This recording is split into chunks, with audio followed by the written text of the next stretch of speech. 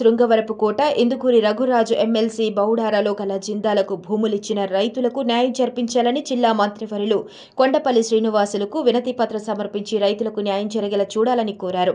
అలాగే MLC disqualify ప్రశంసించగా దాని గురించి న్యాయపరంగా పోరాటం చేస్తున్నాను, మరలా నేనే ఎమ్మెల్సీగా వస్తానని వివరించారు.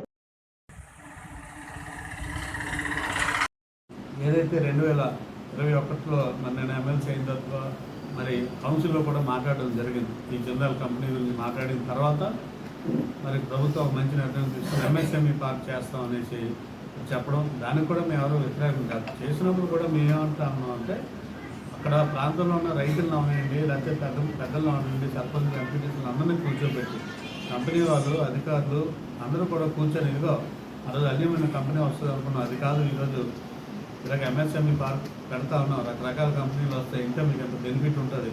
ఈరోజు చూస్తే ఇస్తూ ఒక 6-7 కంపెనీలు వస్తాయి, సుమారు 40,000 ఉద్యోగాలు ఇస్తామని పెట్టడం జరిగింది. ఎవరికి ఇస్తా, ఏ ప్రాతిపదికన ఇస్తా? ఎందుకంటే మేము కూడా కంపెనీలో షేర్స్ ఎందుకు ఉంచుకున్నాం అంటే షేర్స్ ఉంటే మనకు కూడా రైట్ ఉండదు కదా, రేపు కంపెనీ వాళ్ళు మనం కూడా బాధ్యత అందులో ఉంటుంది కదా, బాధ్యత ఉంటుంది కదా అని ఉద్దేశం ఉంటుంది.